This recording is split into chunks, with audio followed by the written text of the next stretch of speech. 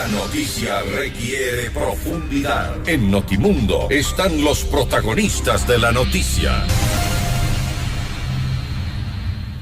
Bien, ya a esta hora damos la bienvenida al coronel Renato González, director del ISPOL, del Instituto de la Seguridad Social de la Policía Nacional. Hay algunas revelaciones pendientes todavía en el caso ISPOL y a propósito de una reciente aparición de cheques que constan en una asistencia penal internacional entregada por Estados Unidos. Son decenas de cheques, son algunos cientos de millones de dólares que están en riesgo del ISPOL.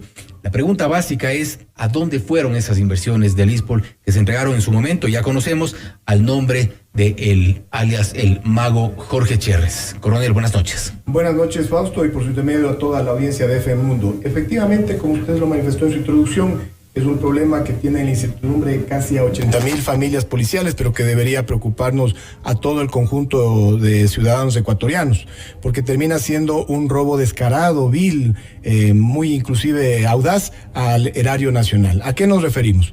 En esta asistencia penal internacional, que está ya incluida en la instrucción fiscal que terminó en días anteriores y que el 16 de diciembre tendremos la audiencia evaluatoria y preparatoria de juicio aquí en Quito, constan 100 cuerpos. ¿A qué se refieren 100 cuerpos? Aproximadamente 100 carpetas de información remitidas desde Estados Unidos. En el cuerpo 280 es donde se pudo ubicar ese cheque para la señora María Paula Christiansen, y a continuación están los otros cheques que ya el señor asambleísta Fernando Villavicencio los ha publicado en sus redes sociales y que, como les manifestábamos, ya está en poder de las autoridades.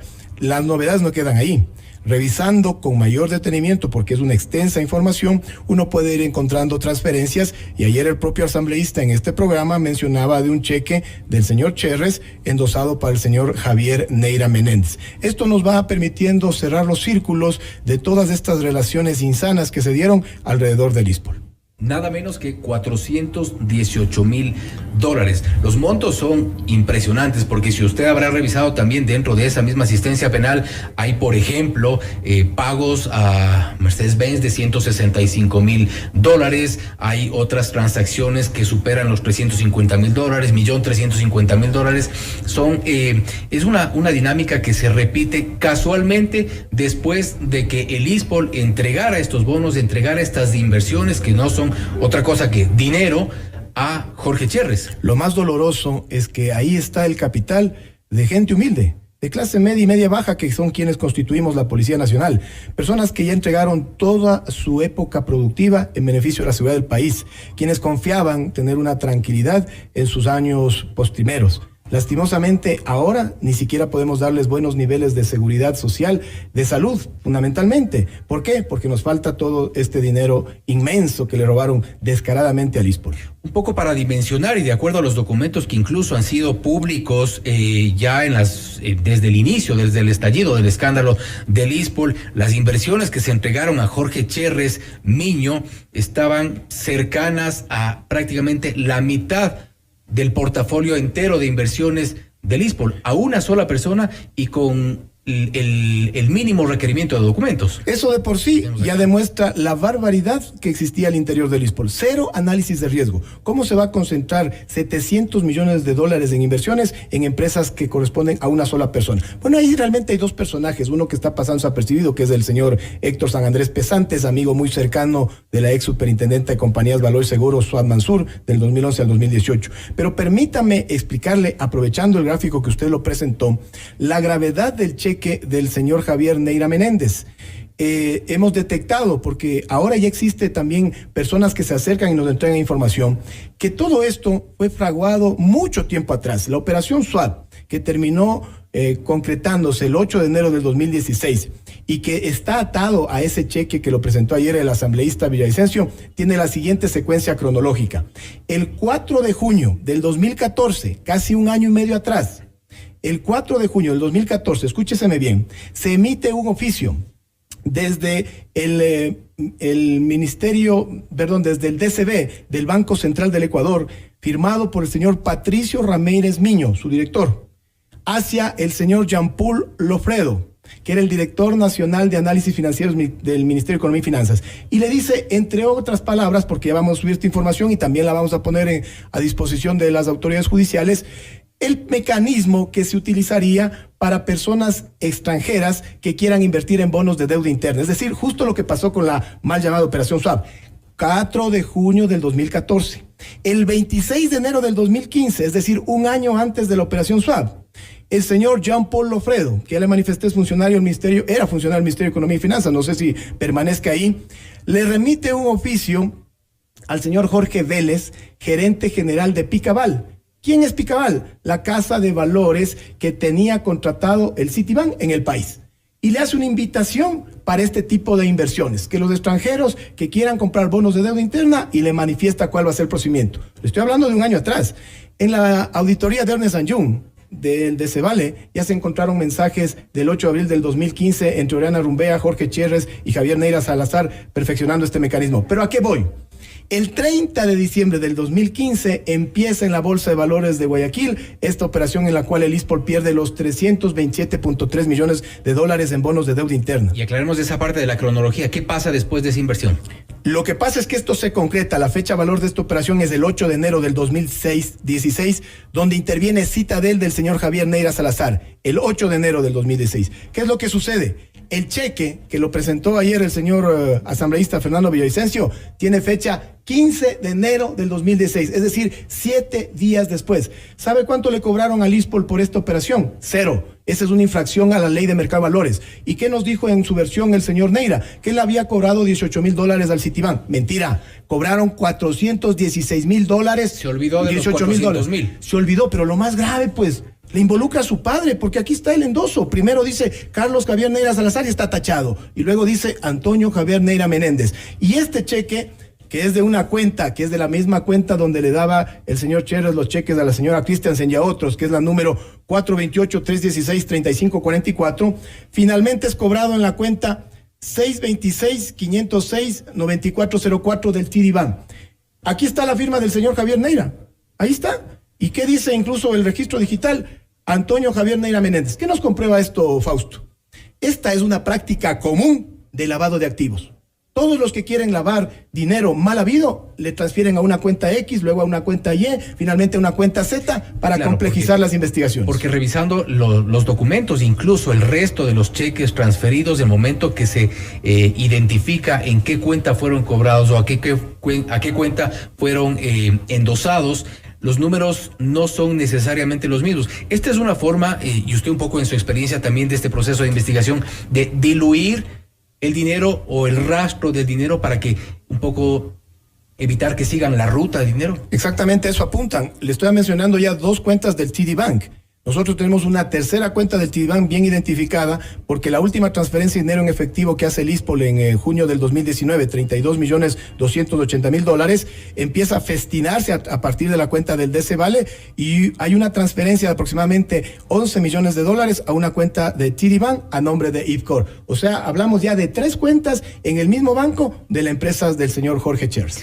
Esa puede ser entonces una de las razones por las que Jorge Cherres ha hecho, que yo recuerde, no menos de unas 5 ofertas de regresar el dinero, que únicamente lo hacía con una firma a través de un documento, regresaba todos los bonos y todas las inversiones a las cuentas del ISPOL, pero parece que eso no se ha concretado y parece que esta es una de las razones. A ver, la persona que a estas alturas cree en la palabra del señor Jorge Cherres y su combo, porque yo me refiero que a inicios del año les daban en varios medios tribuna, palestra a él, a David Proaño, ahora vemos que el señor Serrano cogió el mismo discurso, pero los que crean en eso ya tienen problemas psiquiátricos realmente, ¿no?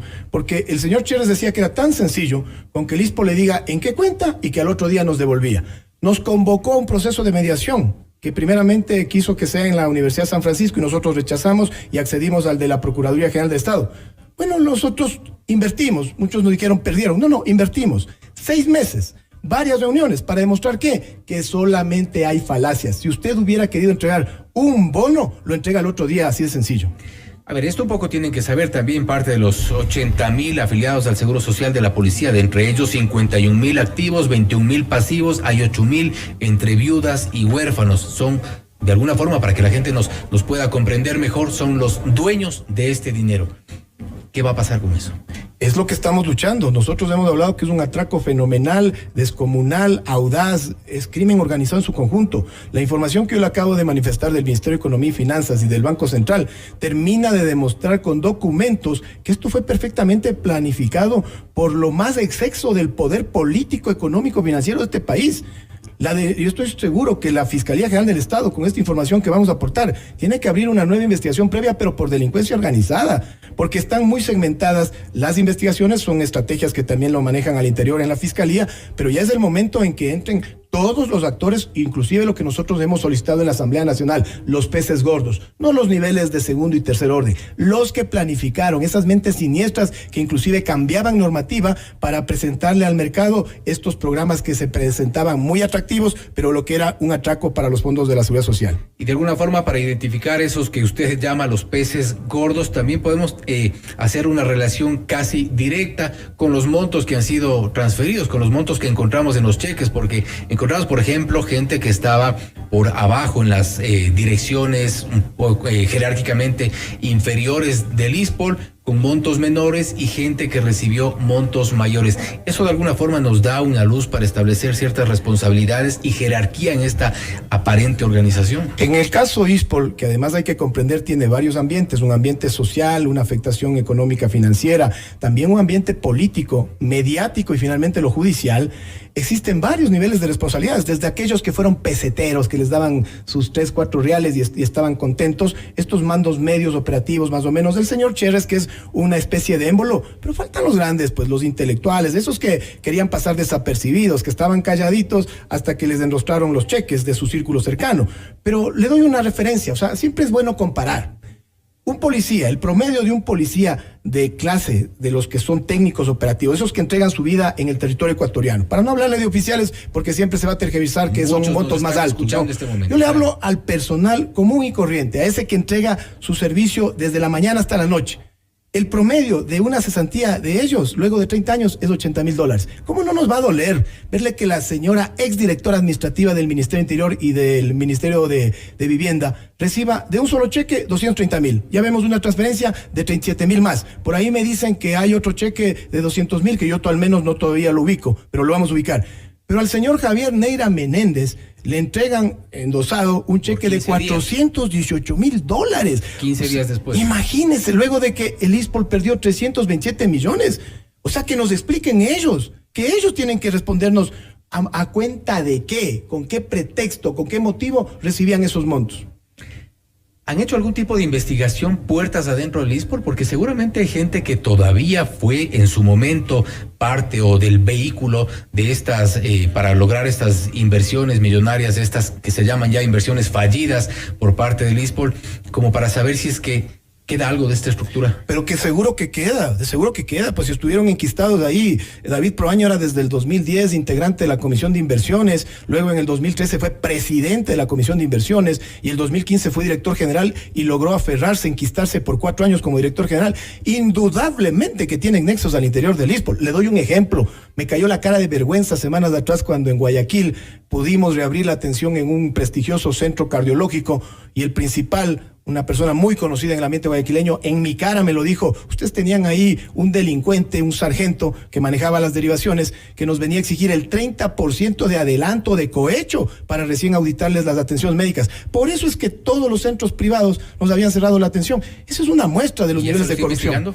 Esperamos que ojalá en un momento tengamos las pruebas por escrito, porque lastimosamente yo sé el nombre, no lo puedo decir públicamente, porque mañana nos ponen a nosotros las acciones. Imagínense que de eso son capaces, son tan cínicos, son tan audaces, que ellos son primero los ofendidos. Pero ese tipo de novedades nos vamos encontrando en el ISPOL. Nosotros, todo aquello que podamos demostrar, créame que la pondremos en conocimiento a las autoridades. No le tenemos temor ni favor a nadie, pero aquí tienen que ser las cosas bien investigadas. Y si se logra determinar responsabilidades, esperamos entonces conocer nombres y apellidos, porque eso es claramente corrupción. Es fundamental, por eso es que nosotros concurrimos a un ambiente político como es la Asamblea Nacional, justo aprovechando el juicio político que se le está realizando al superintendente de Compañías Valores Seguros, y dimos nombres y apellidos. Solicitábamos que se investigue el rol del señor Cristian Cruz en la superintendencia de bancos, del señor Diego Martínez en el Banco Central. Le estoy aportando hoy día más nombres en el Ministerio de Economía y Finanzas y en el propio Banco Central. El señor Diego Zurito, oficial de cumplimiento del Banco Central. La superintendencia de compañías de la señora Suad Mansur. El intendente nacional de valores del señor abogado Víctor Anchundia, me refiero a Carlos Murillo Cabrera. Todos esos roles tienen que ser investigados. Por eso estamos viendo nosotros la posibilidad de solicitarle a la Fiscalía General que se abra una investigación macro de delincuencia organizada. ¿Por qué? Porque en Guayaquil se está investigando las novedades con Citadel, también las novedades con Decebale. Aquí en Quito se cerró el peculado que es por los bonos con pacto de compra. Pero vamos viendo que es una estructura mucho más grande, que lo hemos dicho varias veces. Es muy pretencioso el pensar que solo donde el ISPOL, que fue el tercer fondo previsional de este país, se haya fijado esta tremenda mega estructura delincuencial que operó, y dígalo de frente, sigue operando en el país. Cuidado, los jueces nos traicionan, porque ha hecho la Fiscalía en su representación el abogado Víctor González, asimismo César Suárez en Guayaquil y en Quito Martín Navarrete, un excelente trabajo investigativo.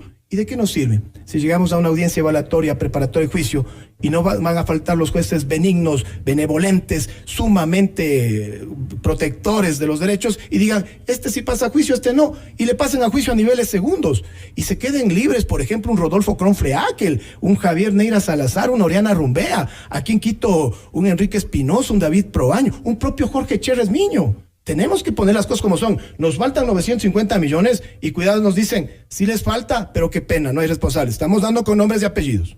Lamentable. Corrupción en el ISPOL. Lamentable, pero los nombres que giran alrededor de este escándalo son una larga lista. Ha sido el coronel Renato González, director del ISPOL, a quien agradecemos su presencia acá en los estudios de FM Mundo. Notimundo Estelar, siempre bien informados.